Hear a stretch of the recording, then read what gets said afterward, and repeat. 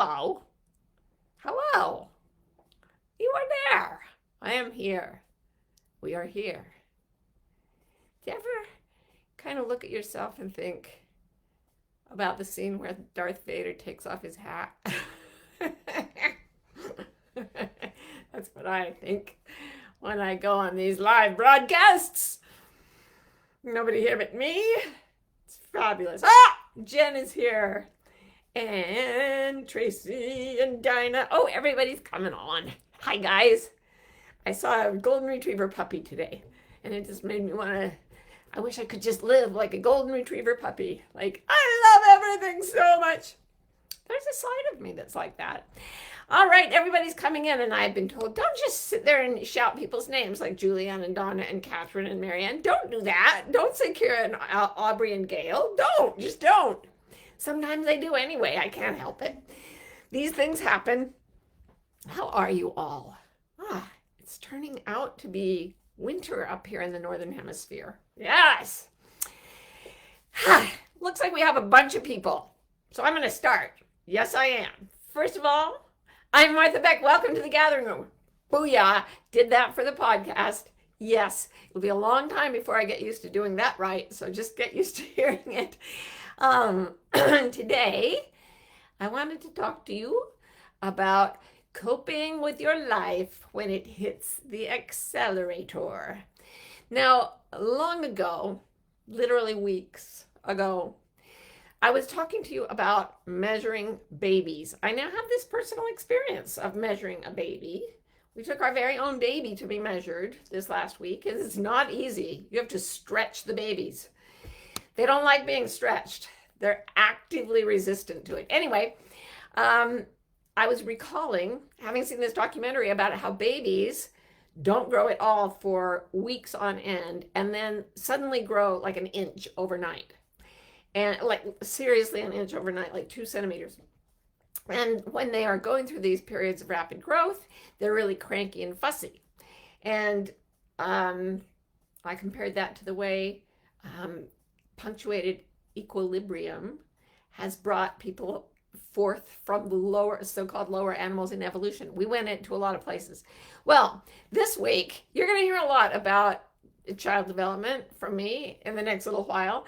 This week, our 5-week-old baby here in our family hit something called the developmental leap. Yes, she's 5 weeks old, 5 weeks and change.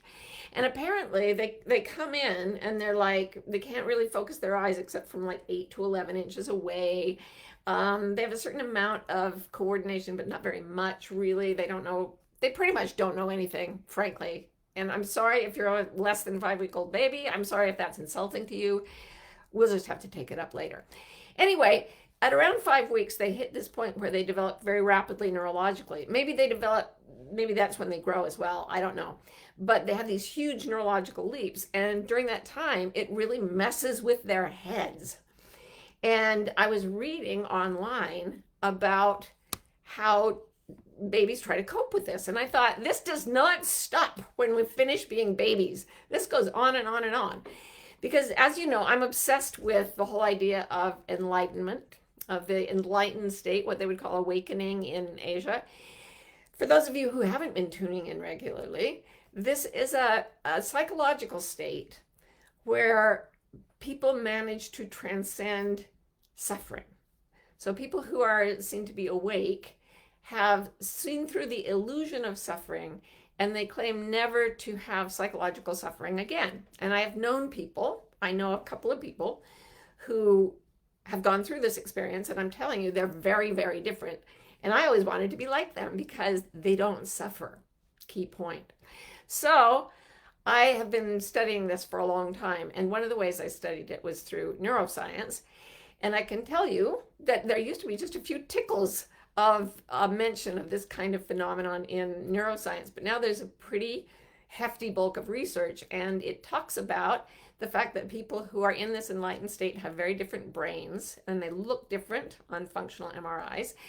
And they do not seem to have any suffering. They have a lot of other advantages too. They don't age as fast. They don't have bad moods.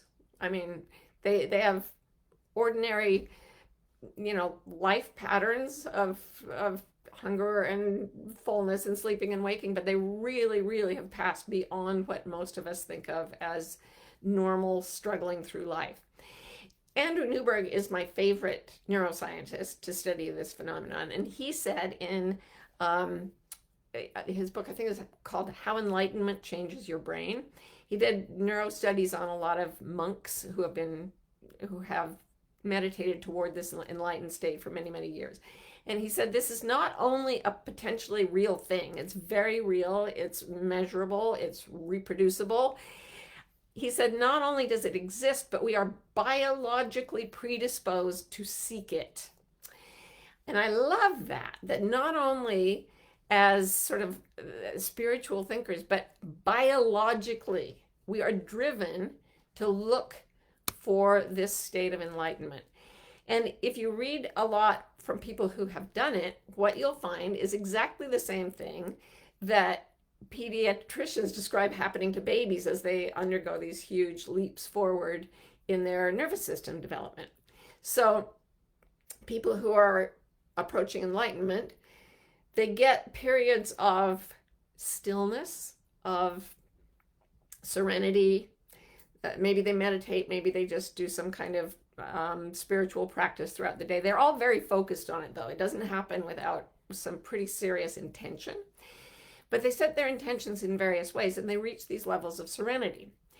And then, without exception, they'll talk about something hits the accelerator. And sometimes it's just inward. Like if somebody's meditating, say they were recognized as a reincarnated Lama in Tibet, so all they've ever really done is meditate. Even then, they'll suddenly feel these internal surges of acceleration towards something. You don't really know what it is when it's happening. That's the thing. You're kind of like Thelma and Louise in the car and somebody hits the accelerator. And then as they go into this period of growth, and I was going to say, sometimes it's one's life situation that hits the accelerator. And you guys know what I'm talking about. It's when 10 things happen at the same time that seem predisposed to take you into sometimes it takes you into deeper suffering than you've ever felt. Sometimes it takes you to elation. Sometimes it takes you to intellectual overwhelm, like when you go traveling and all your senses are barraged with things they've never experienced before.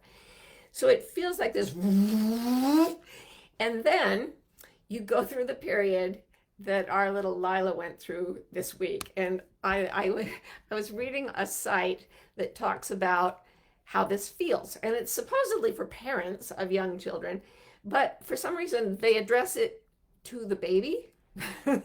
So it says here, this is what gave me the idea for this. It says, here's how you cope during a period of accelerated growth. 1, you cry more than usual. 2, you want to be kept busy. 3, you lose your appetite. 4, you're shyer with strangers all of a sudden. You only want to be with your favorite people. Then you cling more than normal. You sleep poorly and you suck your thumb. And they addressed it to you. And as I read through it, I thought, this is not for a 5-week-old baby. This is for me right now, because I've been doing all those things. So I wanted to talk about how there's this myth in our sort of educational culture that you're supposed to get better and better at things all the time. I've talked to you about this before. And that you're not supposed to completely degenerate at any point on your forward progress. You're not supposed to do it intellectually, you're not supposed to do it emotionally, and you're certainly not supposed to do it spiritually. So there's something called spiritual materialism, or in Asia, one of the things they call it in Japan is the stink of Zen. And this is when people decide that they're going to go on a spiritual path. Whoa! And maybe they take a meditation class or a yoga class, or maybe they just start going to church a lot.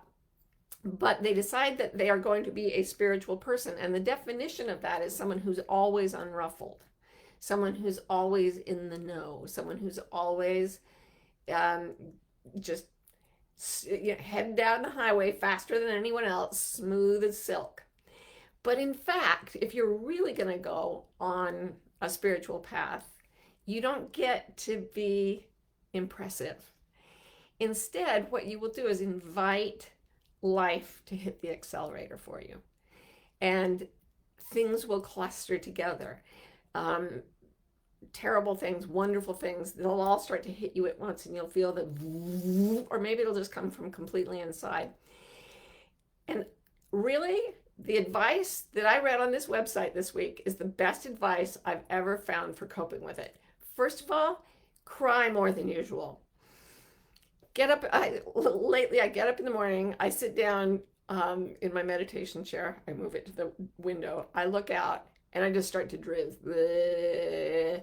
I don't know why, just emotional things coming up, psychological things vaporizing, seeing through illusions, feeling old wounds. I'm just like, whatever. I'm just going to sit here and cry more than usual. And it really, really helps. Then you want to be kept busy. Yes, this is a time when life hits the accelerator. Let yourself start to putter and potter. Like, give yourself, it's ironic because you have to clear time to be busy, but busy in a really specific way. Babies don't like to be put like on factory lines when they're hitting accelerated phases of growth. They want to be continuously interacting with new ways of learning. So giving yourself spaces, if you're in an accelerated period, you will want to just sometimes go in your room, close the door, and just start puttering around, or go outside and just start wandering places you've never wandered before, or like dig a hole with a stick, do something like just allow your body and your mind to do new things, because the acceleration always means that you're going to be creating new neurons and new neuron connections inside the brain. And you don't know what physical actions are going to go with that. For me, animal tracking was a huge thing. I moved to California, and all I wanted to do was go outside and track animals all day long. And I went through a big acceleration. I was terrified all the time, cried constantly, slept poorly, and I knew it was good. I knew it was important. I knew I had to stick with it. But I would just go out in the forest and I would like watch bugs or track bears or do whatever, and it looked strange to me from my acculturated mindset, but I was just letting my soul and my body keep busy doing what they wanted to do. And what happened was all these interlocking metaphors. I kept finding metaphors in the forest for whatever was happening to me in my mind, and I developed a kind of relationship with the forest where it was able to teach me. And I went through a huge acceleration there that left me in a place of much greater peace. But man, it was wild going to it.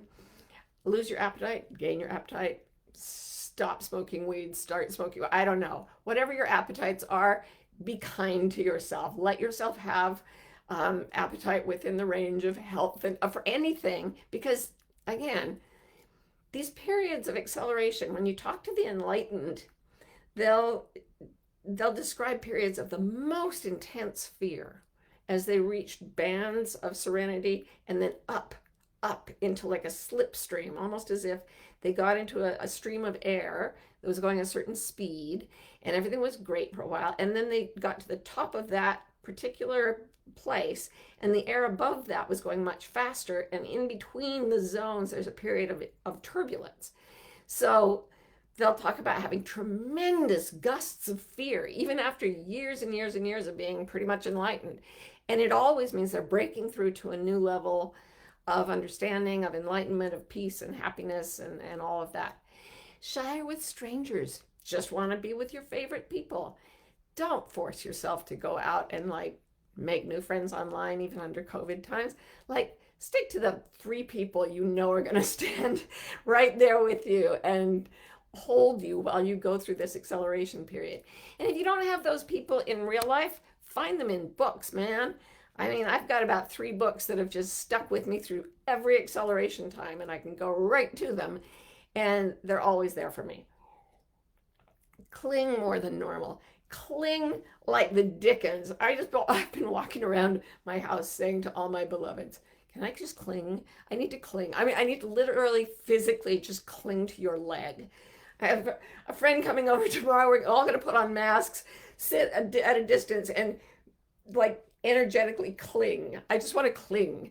Give yourself permission to do that.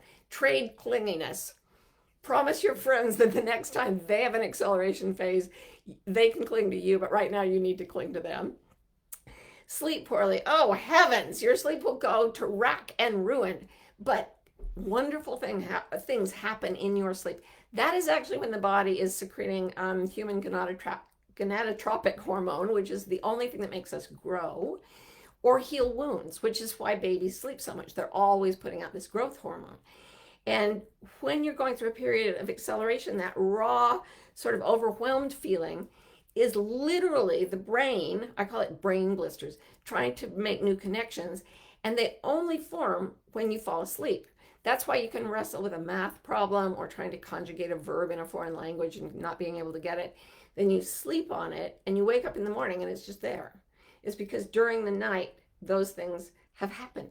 But during a period of acceleration, there will be bad dreams, there will be insomnia, there will be a fitful quality to the sleep. Know that this is a positive sign, and that if you know you've been on a path toward acceleration, and if you feel you're in your heart, you're sort of headed the right direction, this is a sign that you were undergoing this accelerated period and there are wonderful things about to happen. And then finally, you suck your thumb, which I think just speaks for itself. So yes, I've been doing all these things, and I have been, I see people saying, yep, that was me last night. And I am now going to answer some of your questions and comments about this. Oh, Gina says, sometimes what you do is sign up for Wayfinder Life Coach training. Actually, not such a bad idea. I mean, it was in the dark of my acceleration nights that I made up the training. Thank you, Gina, for that plug. Yes, you'll be getting your check in the mail. Not really, guys. Okay, Rachel says, what if you feel paralyzed? Like there seems to be no comforting path. That actually is a sign of the acceleration. I know that sounds weird, but what do you experience during acceleration? Like if you're on the highway and you hit the accelerator, you're going to hit more wind resistance. If you're accelerating really, really fast, you're going to hit so much wind resistance that if you're not really aerodynamic, it may actually stop you.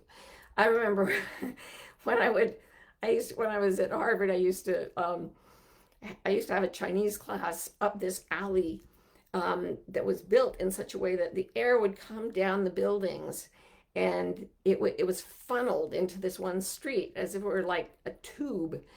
And I was taking an art class too, so I had this big art sketchbook. And I would be going to Chinese class and I would turn this corner and I would be like a sail on a boat with my big sketchbook.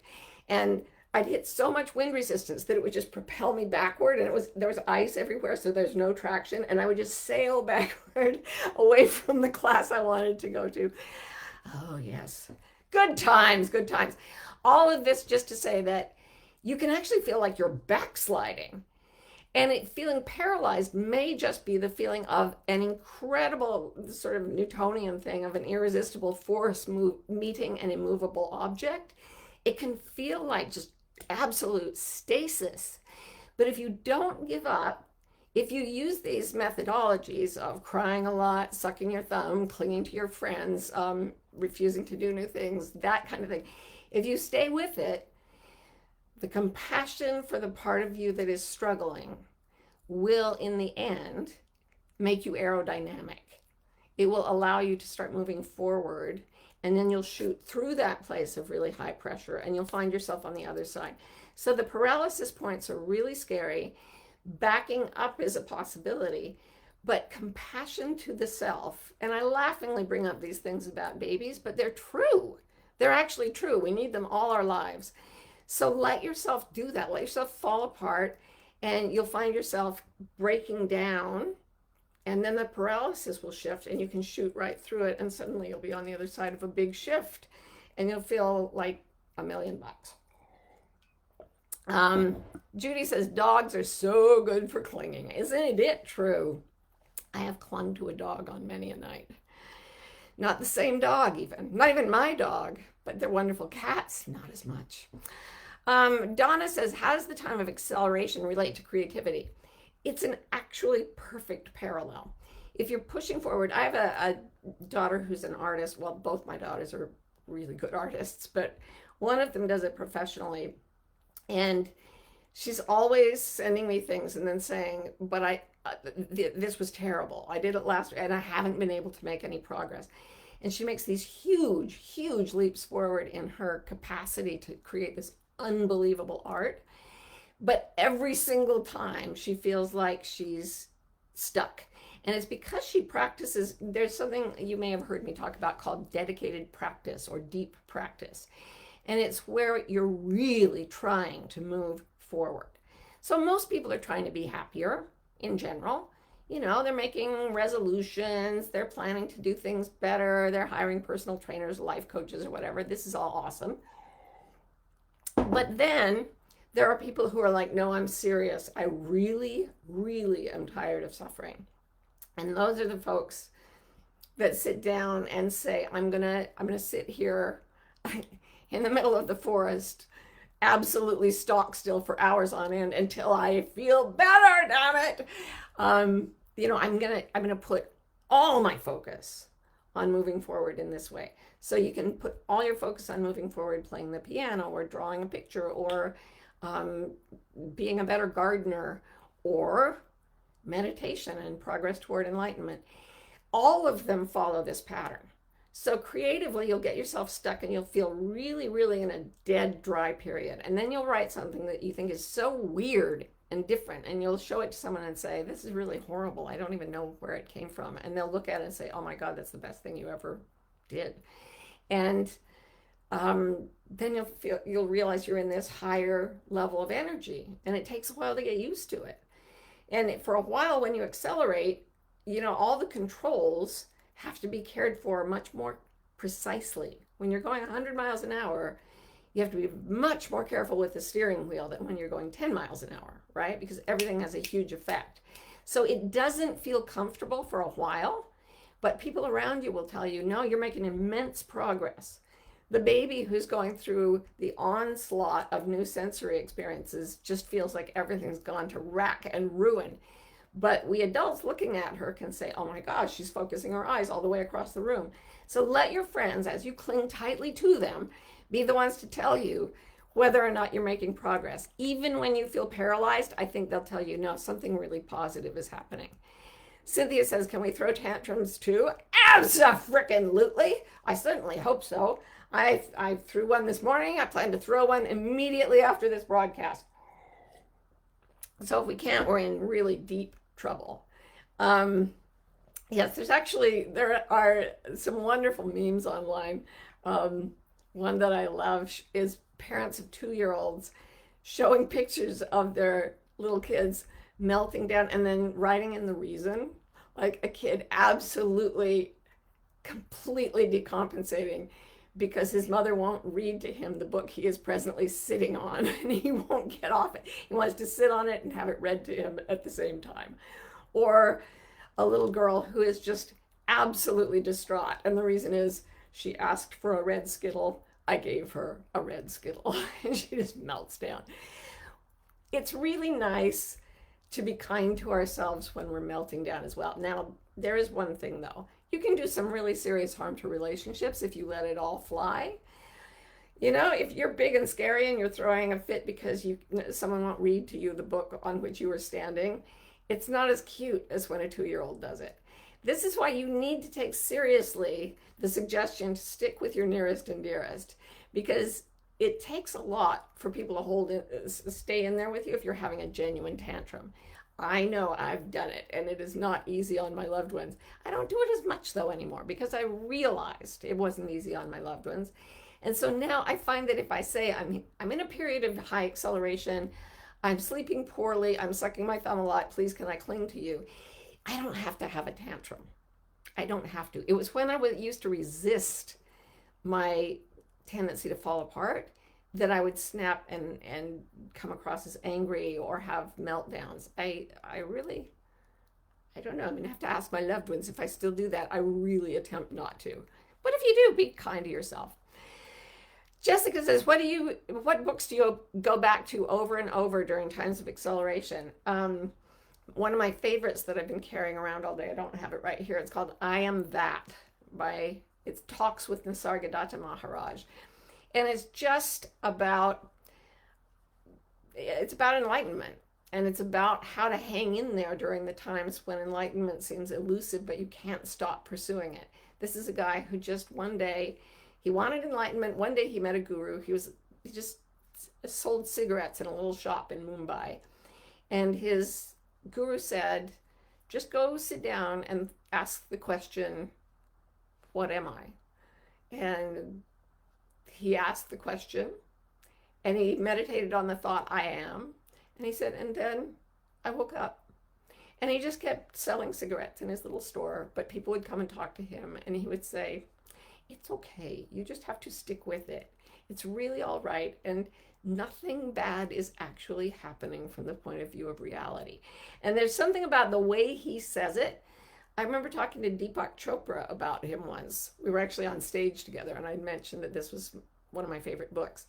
And Deepak looked at me like, wow. And he said, yeah, he's one of those that if you just read his stuff, it literally just tunes you up. You don't even have to do any of the work yourself. You just ride his energy. And the other one is Stephen Mitchell's magnificent translation of the Tao Te Ching, my favorite book of ancient Chinese wisdom. That one just can never do you wrong.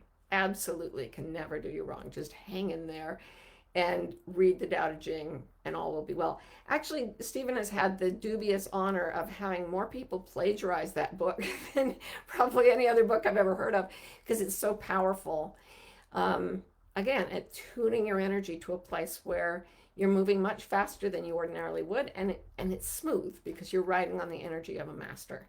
And it's not just Lao Tzu, it's Stephen's really masterful use of the English language too. So those two books, I Am That and the Tao Te Ching, two of my favorites. Aubrey said, hi Aubrey. She says, I recently felt compelled to wean off an anti-anxiety med and adopt a new cat in the middle of all the craziness of helping my kids with homeschooling, remote work, pandemic life, etc. I've been berating myself for adding more chaos to my life, but maybe I'm trying to create conditions for acceleration. Yeah, you won't even understand why you're doing it to yourself. And that's one of the things, I actually love that. In one of my memoirs, Expecting Adam, I talked about how there are times in my life when I remember going to these puppet shows in Japan called bunraku. And these puppets are like four feet tall, and they're very human-like, and they have lots of different joints, and they're operated by up to 4 puppeteers apiece, I believe. And they're not on strings like marionettes. The puppeteers hold sticks, I think, and maneuver, like one person will have the hands, another one will have the face, another one will have the hips, another one will have the legs. And the puppeteers stand right on stage, but they're wearing black. And the master puppeteers wear a black hood too, and they literally become invisible because they train for like 20 years to do this. And then they barely move their own bodies, so you don't see them move at all. It's against a black backdrop and they're in black clothes. You don't see anything except the puppet moving in this incredibly lifelike manner as like 4 people coordinate to make this one puppet come alive. And at times of acceleration, I feel as though we've all got bunraku puppeteers. They're standing right next to us. Like if we could just get the right focus, we'd see them. And they're gently, gently moving us in all these directions. And it looks like we're making changes. It looks like we decided to homeschool our children or, adopt a cat. But actually, it's the bunraku puppeteers. Now, they're not separate from us. I believe they're aspects of our higher consciousness, but they don't really feel like our little monkey selves. It's more like the enlightened part of us has come back in time to move the body we're in right now and get it to the next phase of our own awakening through the acceleration period. Okay, finally, Julianne says, do you find that anger like rage can rise up during these times? Fury that pushes to be unbridled, out of character. If you are in any situation, external or internal, that is unjust, you will probably encounter anger and even rage. It's so interesting for me to read anti-racist literature because, I have lived this white privileged life, and somebody told me when I was a kid, all races are equal. I was like, cool. I never had to struggle with it. I grew up in Utah where there's no racial diversity to speak of. And so when I'm reading anti-racist literature, there's this incredible wisdom that comes from hitting an unjust set of social norms and realizing that that is just plain wrong. And then the healthy, normal response to that is anger. It's like the immune system of the psyche. So, there are stories of Jesus kicking over tables in the temple because he thought people were not using the space well. Like, anger is not an unholy thing. But what I said about tantrums, if you read the anti-racist literature, what's so amazing about it is that it usually takes that injustice, goes through the phase of anger, and becomes very clear, like a much, much clearer way of going forward than you would get from someone who had not had the experience of that oppression and the experience of that natural, healthy anger. So again, unbridled anger, tantrums that have no limit, not a great idea. But when life hits the accelerator, you will feel the injustices of your life and you'll feel the anger that says break through them. And on the other side, when you're going faster, you will find the justice. You will find the way of articulating that justice. And you will become a peacemaker who still brings change to unjust situations. And we're all facing that, you guys. We're facing weird times in our country. We're still facing the pandemic. We had a record high level of cases again today. Things are pretty gnarly out there. Humanity as a whole has hit an acceleration point, and all of us individually are likely to be accelerating. So just remember that it's fine to cling, to suck your fingers, to cry more than usual, to putter around, to stop sleeping well, and to only want to hang around with your few favorite people, like my favorite people here on the Gathering Room. Thank you so much for joining me for this, and I hope that you have an acceleration this week, and by next week when we get together, we're all like totally chill. Until then, have a wonderful week. Everybody go vote if you haven't voted yet. If you can vote by mail, just place that vote. It's crucial. And we'll see you later on the other side of your acceleration. Bye.